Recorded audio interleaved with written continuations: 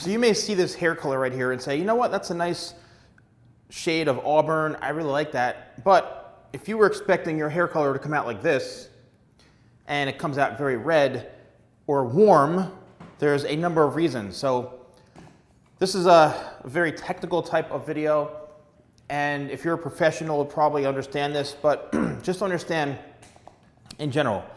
So everyone has an underlying pigment, right, or underlying natural color in their hair. And everyone starts off with a warm underlying pigment or underlying tone. When you have dark hair, like black or brown, it starts off with red, right? So when you're going from, let's say, black hair or dark brown hair to brown or light brown, you're going to expose that underlying pigment in the color that you're choosing. So if you have a natural hair color that's a dark brown, it may look black, but say it's dark brown, and you want to go to a medium brown, that's like, 2 levels lighter, and you're going to be exposing like a red-orange type of underlying tone. So when you think your hair may come out looking like a nice, natural type of color, instead you're going to be seeing a lot of warm tones come out because that's just what's there in your underlying pigment. How do you prevent that from happening? Well, go back to the color wheel, and what you do is you pick the color that neutralizes that underlying tone.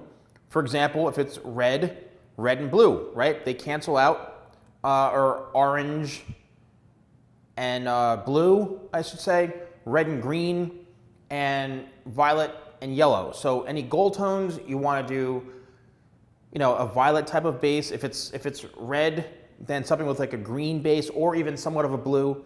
If it's orange, like straight copper, then you can use ash, and that technically cancels it out. But if you're trying to prevent warmth, anything on the cooler side, whether it's ash or some sort of violet or a green type base, it's going to help. What you don't want to do is put that color on top of, like, say for example, if you have someone who has gold hair or yellow, and you mix it with blue, you're going to get green. That's how you get green hair. Okay, so if you're mixing colors together, then chances are you may be creating an even bigger disaster and a different type of tone in general.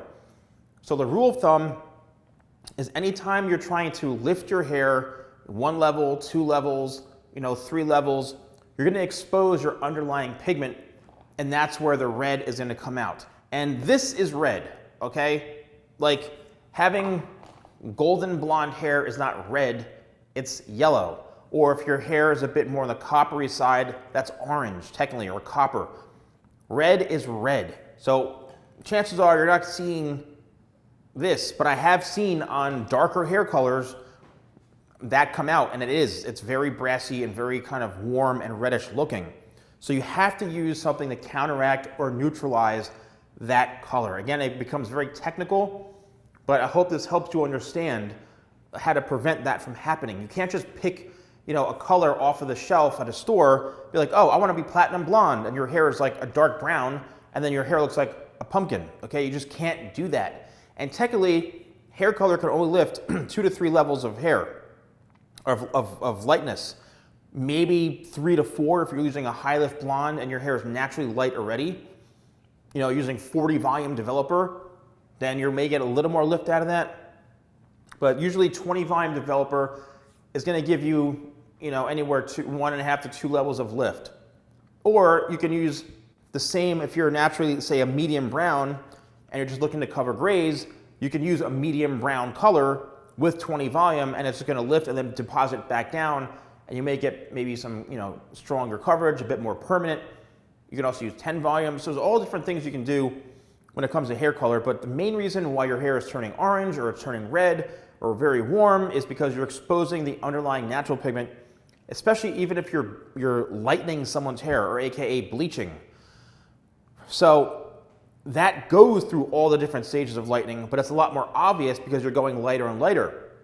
So if you try to bleach your own hair or lighten your own hair and you don't lighten it enough, you could wash that off and it's orange because you haven't lightened it enough, and chances are your hair may be pretty dark. So you have to do another lightening application. So you have to do it in 2 steps. That's how you get very platinum blonde hair, just leaving it on for a long amount of time without damaging the hair. Obviously, you have to be careful, but that's how you get that platinum. It's sometimes a double process, or you have to, lighten it twice and then tone it.